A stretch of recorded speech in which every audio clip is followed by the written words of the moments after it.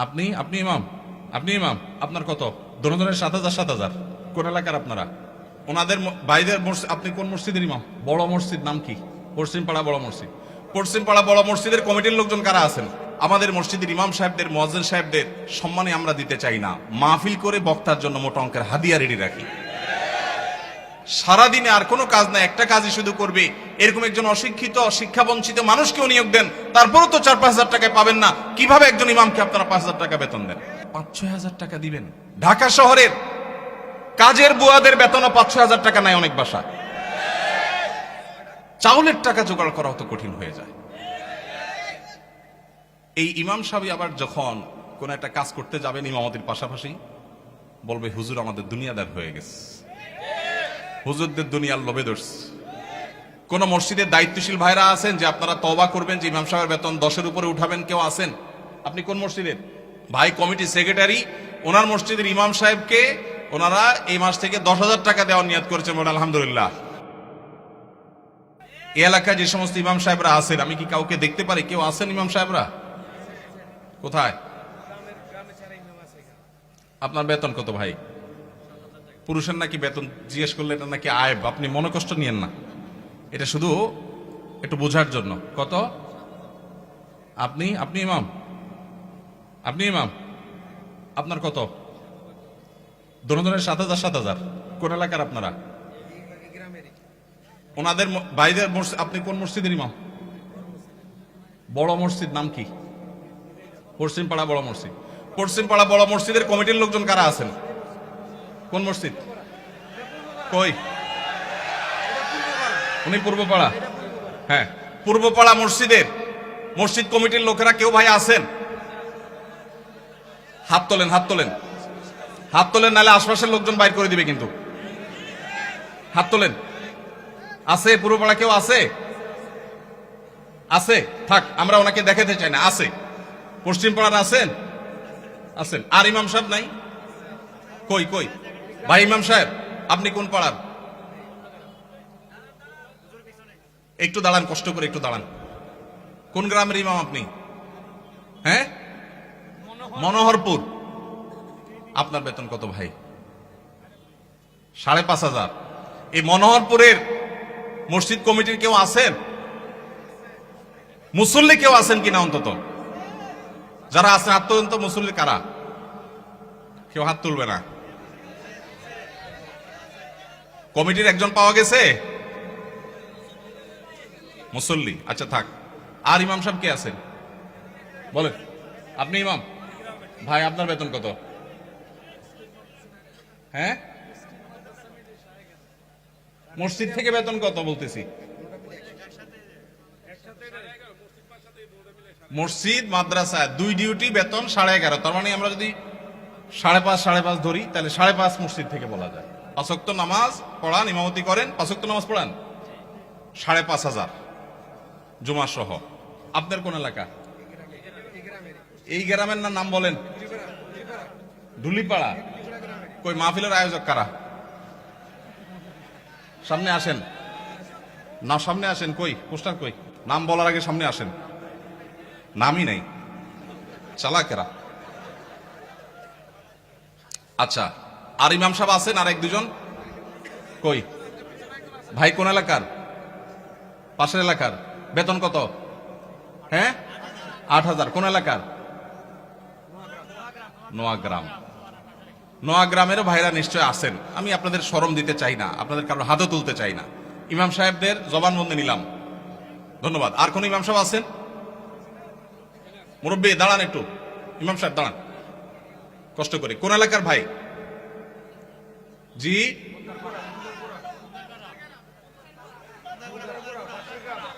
এতজন বললে কেমনে বুঝবো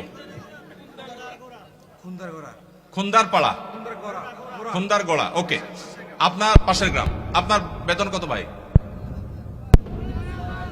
6,000 বসেন ভাইরে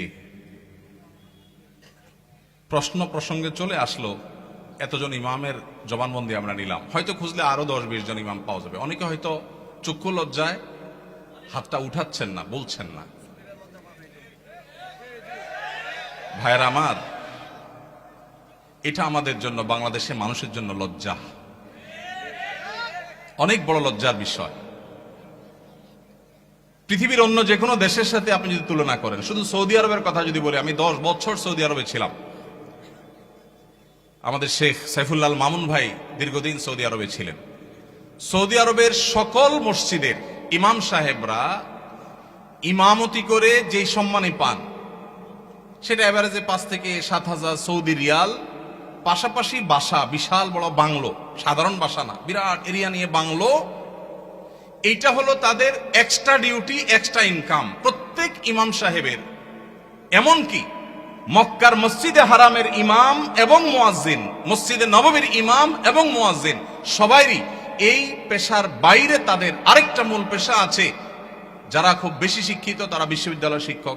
যেমন মসজিদে হারাম মক্কার যদি বলেন একজন একজন করে সমস্ত ইমামদের কথা বলা যাবে, প্রায় যে সবাই প্রায় কোনো না কোনো হয় আদালতে বিচারপতি, আর না হলে কোন বিশ্ববিদ্যালয়ের প্রফেসর। এটা মসজিদে হারাম শরীফের ইমামদের কথা বলতেছি, সব পিএইচডি হোল্ডার, বড় বড় আলেম, হয় জাজ, জাস্টিস অথবা বিশ্ববিদ্যালয় শিক্ষক। হারাম শরীফের একজন মুয়াজ্জিন, 2 জন মুয়াজ্জিনের অফিসে আমি গিয়ে সাক্ষাৎ করেছি। আপনিও ছিলেন সাথে, শেখও ছিলেন সাথে। এক বাংলাদেশি ওই মুয়াজ্জিন সাহেব, হারাম শরীফের মুয়াজ্জিন, ওনার খেদমত করে। আমাকে বলে যে, আমরা হোটেলে ছিলাম, বলো যে ভাই আমি তো হারামের মুয়াজ্জিনের খেদমত করি, ওনার অফিসে চাকরি করি, টি বয়, বাংলাদেশি ভাই। বলে যে ওনাকে বলছি যে আমার দেশে এক হুজুর আসছে, ওমরা করতে, দেখা করতে যাবেন কেন? হারাম শরীফের মুয়াজ্জিনের সাথে দেখা করাও তো সৌভাগ্যের বিষয়, চলেন যাই। গেলাম, যায় দেখি একটা কোর্টে উনি একটা সাধারণ একটা ডেস্কে চাকরি করেন, হারামের মুয়াজ্জিন। আমরা যদি বাইতুল মুকাররমের মুয়াজ্জিন হইতাম তো আমাদের ঠেলায় তো মানুষই টিকতো না, আবার চাকরি করা। হারামের মুয়াজ্জিন, যে বেতন, যে প্রটোকল, যে সম্মান, আবার চাকরি করা লাগে, কিন্তু করতেন। পাড়া মহল্লার যে সমস্ত মসজিদের ইমামরা, মুয়াজ্জিনরা, তারা সবাই হয় পুলিশে চাকরি করে, আর না হলে কোনো স্কুলে তারা শিক্ষকতা করেন। বেশিরভাগ এই 2 ক্যাটাগরিতেই থাকেন।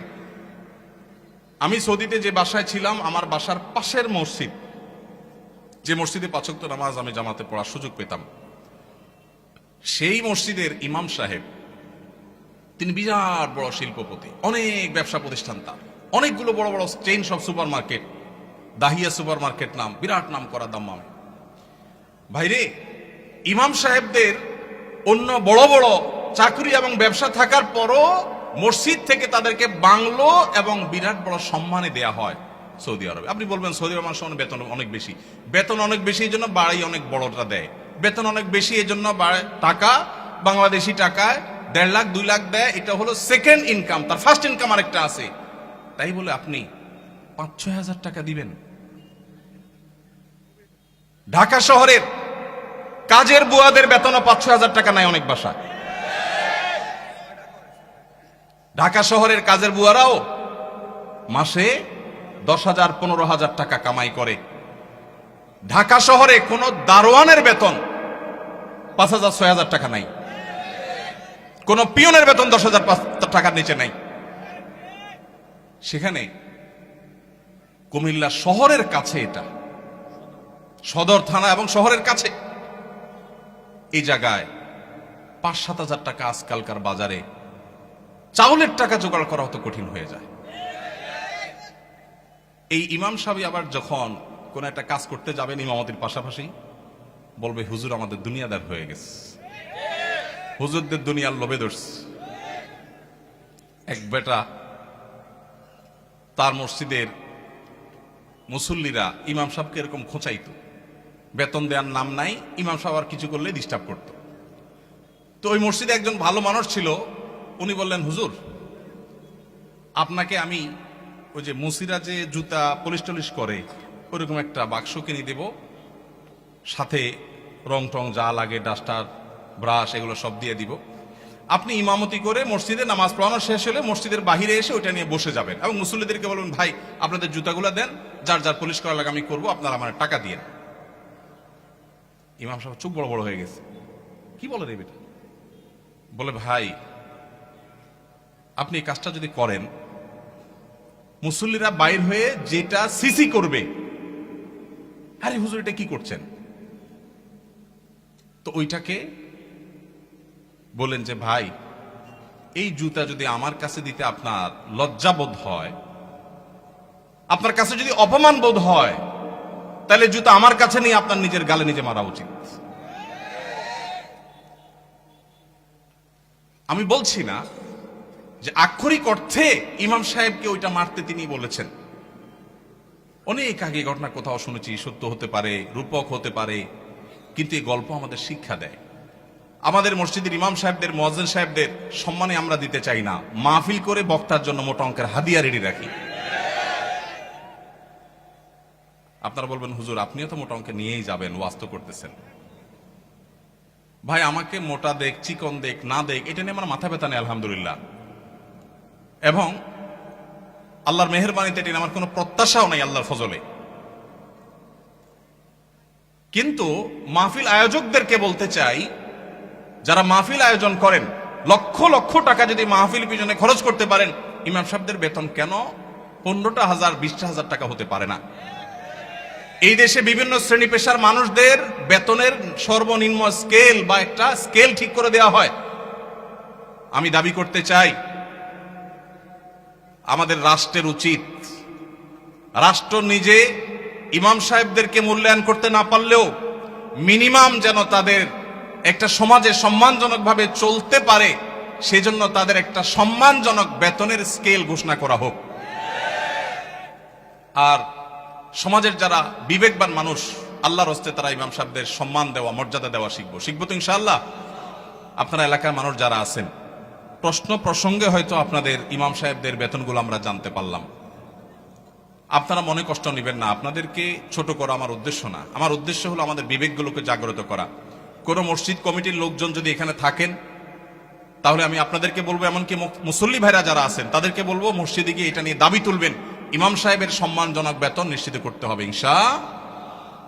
কোন মুসলমান সমাজে এটা হতে পারে না। সৌদি আরবের কথা আমি বলেছি, সৌদি আরবেরটা আমি কাছে থেকে দেখেছি, এই জন্য আমার মনে হয় না পৃথিবীর অন্য কোনো মুসলমান সমাজে মানুষের গড়ে একজন রিকশাওয়ালাও 10,000-এর বেশি ইনকাম করে, সেই সমাজে ইমাম সাহেবের বেতন 4,000 5,000, এটা কোনোদিন গ্রহণযোগ্য হতে পারে না। আপনাদের এই ধুলিপাড়ায়, কুমিল্লা, আপনারা যদি সারাদিনে আর কোনো কাজ না, একটা কাজই শুধু করবে, এরকম একজন অশিক্ষিত, শিক্ষা বঞ্চিত মানুষকেও নিয়োগ দেন, তারপরও তো 4-5 হাজার টাকায় পাবেন না। কিভাবে একজন ইমামকে আপনারা 5,000 টাকা বেতন দেন?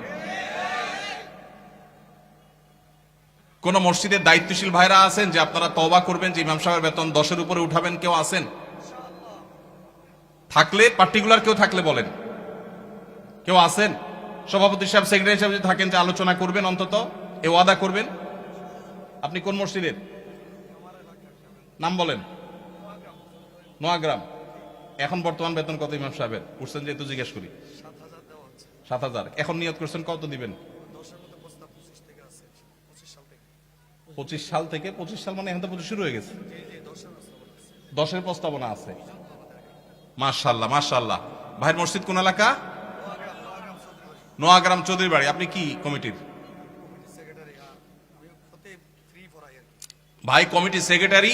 ওনার মসজিদের ইমাম সাহেবকে ওনারা এই মাস থেকে 10,000 টাকা দেওয়ার নিয়ত করেছেন। আলহামদুলিল্লাহ। আমরা বলবো 10,000 নয়, যেহেতু এখন একবার বাড়াইছেন ভালো কথা, 6 মাস পরে বা 1 বছরের মাথায় 15,000 টাকা করবেন ইনশাআল্লাহ। যখন ওরা সেটারও নিয়ত করবেন। নোয়াগ্রামের ভাইয়েরা আপনারা দেখে শুনে রাখেন, কিন্তু রাগ করেন নাই তো আবার? জাযাকাল্লাহ খাইর। আর কোন কমিটির ভাইরা আছেন যে নিয়ত করবেন, নিয়ত চেঞ্জ করবেন? বলেন দেখি, বলেন। আজকে ভিন্ন কালেকশন হোক, বহু কালেকশন হইতে করলাম। ভাই কোন মসজিদের বলেন? জি মাশাআল্লাহ, 10,000 রানিং দিচ্ছেন। একটা ভালো উদাহরণ পাওয়া গেল। মাশাআল্লাহ মাশাআল্লাহ, ভালো উদাহরণ আছে। কোন এলাকার? আলমপুর। কিন্তু 10,000 টাকা তো যথেষ্ট না ভাই। কবে নাগাদ আনুমানিক একটা আইডিয়া দেন না, আইডিয়া দেন না। আলাপ করেই তো দিবেন, আপনি তো একা দিবেন না। অন্তত প্রস্তাবনা দিয়ে, যে মাহফিল থেকে হুজুররা প্রস্তাবনা দিছে, অন্তত 15,000-এর ভিতরে রাখেন, 12 থেকে 15 ভিতরে ইনশাআল্লাহ। কবে নাগাদ? আলোচনা সাপেক্ষে। ঠিক আছে। আপনি মসজিদ কমিটির কি? সেক্রেটারি সাহেব। মাশাআল্লাহ, আল্লাহ সেক্রেটারি সাহেবকে তৌফিক দান করুন, বলুন আমিন। একটা ভালো দৃষ্টান্ত। ভাইরা 10,000 দিচ্ছেন মাশাআল্লাহ, কিন্তু 10,000 যথেষ্ট না ভাই। 10,000 যথেষ্ট হতে পারে না। আল্লাহ তাআলা আমাদেরকে উলামায়ে কেরামের, মসজিদের ইমাম সাহেবদের মূল্যায়ন করার তৌফিক নসিব করুন। আমি ভাই একাধিক মাহফিল এমন ঘটেছে যে মসজিদে গিয়ে ইমাম সাহেবদের বেতন কম, এটা ব্যক্তিগত আলোচনা জানতে পেরেছি। আমি আমার মতে করে কমিটির ভাইদেরকে দাওয়াত দিয়েছি এবং বোঝানোর চেষ্টা করেছি, আমরা মাহফিলের জন্য যদি লাখ লাখ খরচ করতে পারি, কেন ইমাম সাহেবদের দিতে পারবো না? আল্লাহ আমাদেরকে তৌফিক দান করুন।